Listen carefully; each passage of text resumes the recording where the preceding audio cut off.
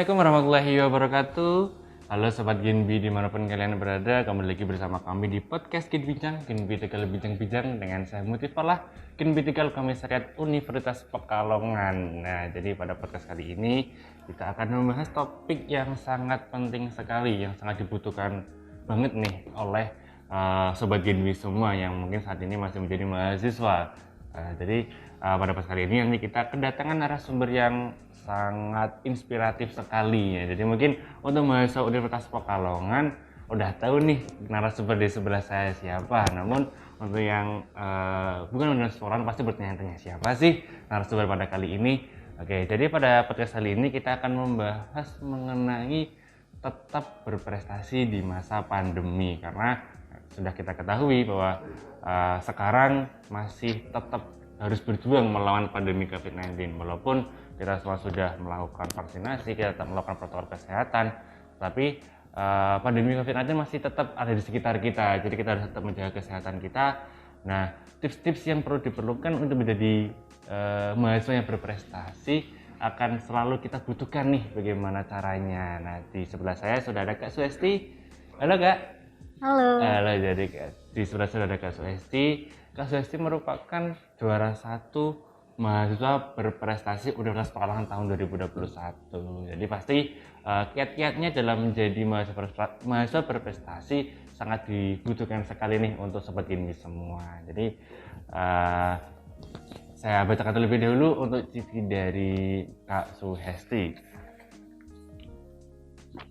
Jadi Kak Suhesti merupakan mahasiswa aktif Universitas Pekalongan program studi S1 Farmasi ya Kak? Iya, betul. Iya, S1 Farmasi. Saat ini masih menempuh studi semester 7. Jadi udah semester akhir nih gitu ya. Tapi pasti banyak sekali prestasi-prestasi yang sudah diraih oleh Kak Suhesti. Salah satunya adalah tahun 2019 Kak Suhesti pernah menjadi awardee NIIT, yaitu National Institute Indian Technology.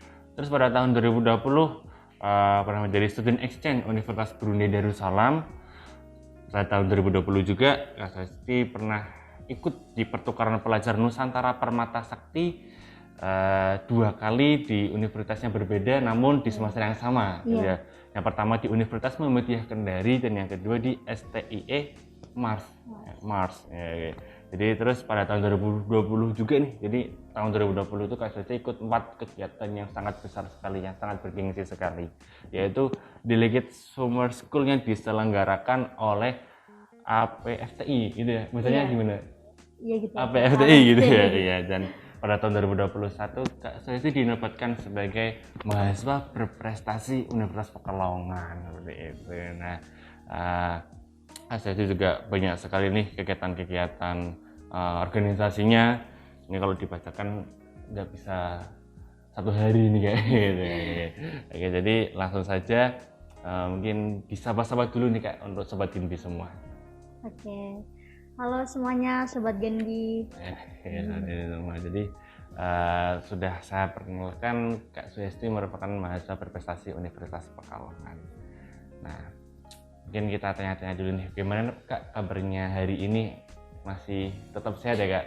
Alhamdulillah sehat. Masih tetap jaga protokol kesehatan. Iya. Aktivitas juga masih lancar gitu Kak? Iya, alhamdulillah lancar. Nah, kesibukannya apa nih Kak selain kuliah? Mungkin sekarang kesibukannya kuliah sama asdos ya. Asdos. Gitu. Jadi Kak Suhesti ternyata selain menjadi mahasiswa farmasi Universitas Pekalongan, Kak Suhesti juga menjadi asisten dosen di mata kuliah kimia analisis sama fisik kimia. Iya, jadi semester ini mengasdosi 2 mata kuliah secara bersamaan. Jadi nanti mungkin kalau pengen tahu lebih lanjut nih bagaimana menjadi asdos, mungkin nanti bisa kontak-kontakan nih sama Kak Suhesti. Siap. Jadi pada podcast kali ini nanti kita akan lebih membahas mengenai bagaimana caranya untuk bisa berprestasi di kondisi pandemi seperti ini. Oke, selanjutnya Kak Suhesti dengan banyaknya prestasi, banyaknya kegiatan yang dilalui, kegiatan yang paling berkesan, prestasi yang mungkin paling berkesan apa aja nih dari Kak Suhesti selama ini? Iya, justru buat aku nih yang paling berkesan adalah Waktu aku ikut lomba duta genre Lomba duta genre Iya. di Kota Pekalongan. di Kota Pekalongan, itu Oke. yang paling berkesan. Karena yang pertama memang itu mimpi aku, Iya. terus yang kedua perjuangannya tuh sangat besar sekali untuk memenangkan lomba tersebut. Itu kan offline ya. Dulu kuliah offline farmasi itu sangat padat sekali, apalagi praktikumnya seminggu 5 kali ya. Kalau kita nge-lab itu dari jam 1 bisa sampai jam 5. Sementara aku itu harus mempersiapkan nanti waktu di panggung itu penampilannya. Dan di situ struggle-nya sangat luar biasa. Sampai aku mungkin setiap hari bisa pulang ke rumah tuh jam 10 malam untuk latihan sama partner aku. Dan latihannya pun random banget.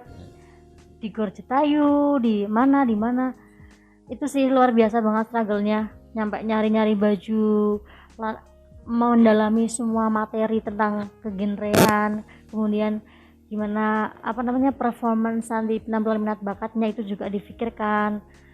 Itu sangat besar banget ya, dan itu kesan banget buat aku, berkesan sekali. Jadi salah satu kegiatan yang sangat berkesan prestasi dari Kak Saja adalah saat menjadi duta genre Kota Pekalongan. Iya. Ya, jadi itu karena emang ya untuk bisa mencapai di suatu titik harus ada effort yang lebih gitu ya. Harus mungkin dari Kak Saja pulang malam, harus bisa membagi waktu dengan perkuliahan. Nah, ini yang menjadi pertanyaan. Bagaimana cara membagi waktu untuk bisa tetap akademiknya bagus, terus kegiatan lainnya ikut organisasinya juga bagus, dan untuk mempersiapkan duta gendernya juga bagus nih. Nah, bagaimana tipsnya untuk bisa manajemen waktunya? Yang pertama, kita emang harus siap kehilangan waktu istirahat kita ya. Tidurnya pun kan lebih pendek ya daripada normalnya. Nah, untuk membagi waktunya mungkin gini, mungkin waktu saat kita kuliah, kalau online nih, kalau online ya, kalau kuliah online itu disambi ngerjain tugas mata kuliah lain lah kalau aku gitu. Jadi daripada gabut cuma dengerin aja, aku ngerjain sesuatu yang lain. Jadi nanti tugasnya selesai, kuliahnya juga selesai. Nah, nanti kalau ada kegiatan organisasi ya udah tinggal berangkat aja, nanti sepulangnya malamnya kita harus ngecek tugas apa yang harus kita kerjakan. Dan misal pun kita mau ikutan lomba, itu lomba dikerjakan setelah tugas kuliah udah nggak ada. Jadi misal tugas kuliah itu selesai jam 10, maka kita ngurusin lombanya itu jam 10 ke atas. Jadi tetap harus menjadi mahasiswa harus diselesaikan terlebih dahulu tanggung jawabnya, sangat penting sekali gitu ya Kak. Ya, pokoknya prioritas utama tetap kuliah dulu. Iya, kuliah dulu, dan yang untuk organisasi kegiatan lain tuh sebagai untuk meningkatkan skill kita gitu ya. Betul. Nah, kita ketahui nih kalau Kak Swesti itu merupakan mahasiswa berprestasi Universitas Pekalongan tahun 2021. Kepikiran nggak Kak sebelumnya untuk jadi mahasiswa berprestasi gitu? Nggak sama sekali. Jadi dari semua kegiatan nih, dari tahun 2019, tahun 2020 yang sangat banyak sekali kegiatannya, itu ada nggak bahwa aku kayak gini tuh mau jadi mahasiswa berprestasi ya gitu? Enggak.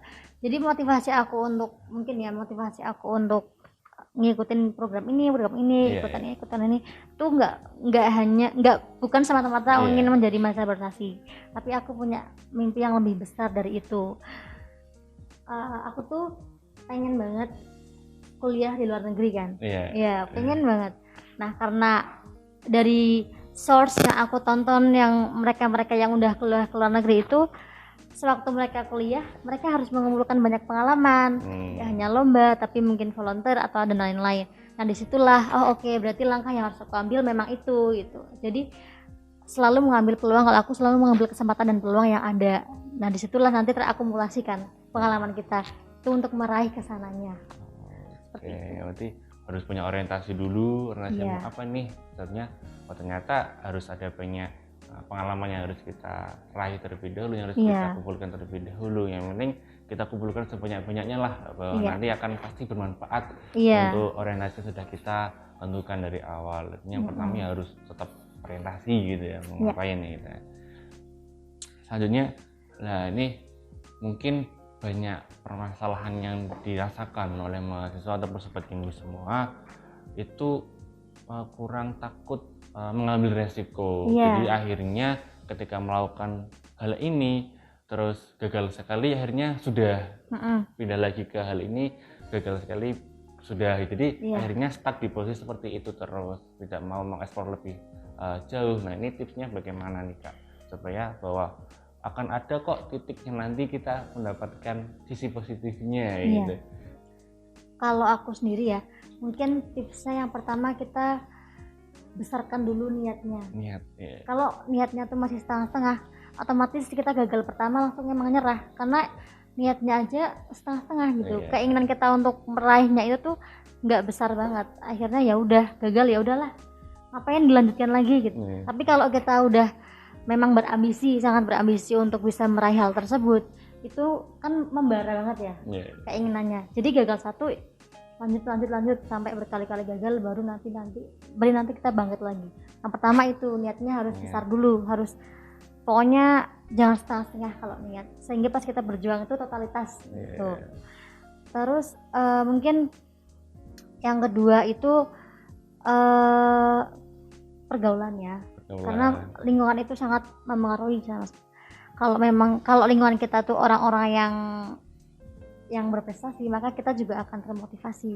Tapi kalau lingkungannya kita orang-orang yang toksik, ya maka kita akan terjerumus juga ke orang yang toksik. Mungkin kalau teman kita aja bisa, kenapa kita enggak Iya. gitu ya. Jadi harus punya lingkungan sosial yang juga berdampak positif ya diri kita gitu. Jadi tetap harus tetap produktif mungkin ya. Apapun nanti resikonya, apapun nanti kegagalannya harus tetap dilakukan, karena kita udah punya niat di awal, punya niat yang besar, yang harus kita tempuh, yang kita raih ya. Jadi harus dengan semangat juga yang tinggi. Nah, dengan semangat yang sudah selama ini dilakukan oleh Kak Hesti, faktornya itu apa aja nih? Faktor yang paling mempengaruhi bagi Kak Suhesti untuk tetap semangat terus nih gitu, tetap niatnya tetap dijaga. Itu pasti kan ada faktor-faktornya nih, nah, itu faktor yang lainnya. Nah, faktor yang ada dari Kak Suhesti itu apa? Yang pertama, yang terbesar faktor dari diriku sendiri. Yang kedua, faktor keluarga. Yang ketiga, faktor dari lingkungan, terutama dosen aku.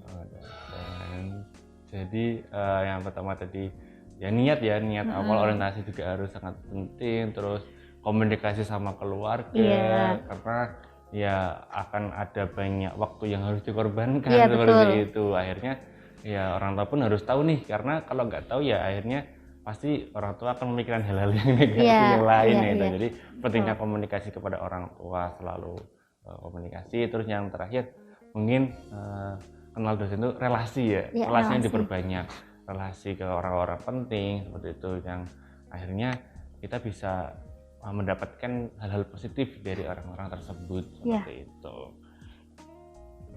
Nah, selanjutnya mungkin ini teman-teman Sobat Genbi semua pengen termotivasi nih dari Kak Hesti. Nah, mungkin apa nih motivasi yang bisa disampaikan Kak Hesti supaya teman-teman Sobat Genbi semua bisa keluar dari zona nyamannya, yang akhirnya tetap produktif terus, baik dari dirinya sendiri itu semangatnya tetap kuat, terus bagaimana cara mengontrol lingkungannya, itu bisa mengambil tipsnya dari Kak Hesti.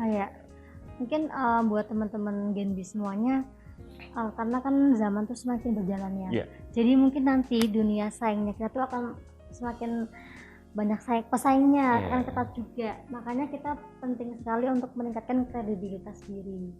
Jadi kita mengupgrade terus diri kita, jangan sampai kita menjadi orang yang stagnan di situ aja, nggak berkembang, nggak punya skill apapun, dan hanya menjadi orang yang kelingi. Gimana ya bahasanya ya, kelingi tuh ngikut sana ngikut sini gitu ya. Iya, nggak tahu arah kamu mau kemana.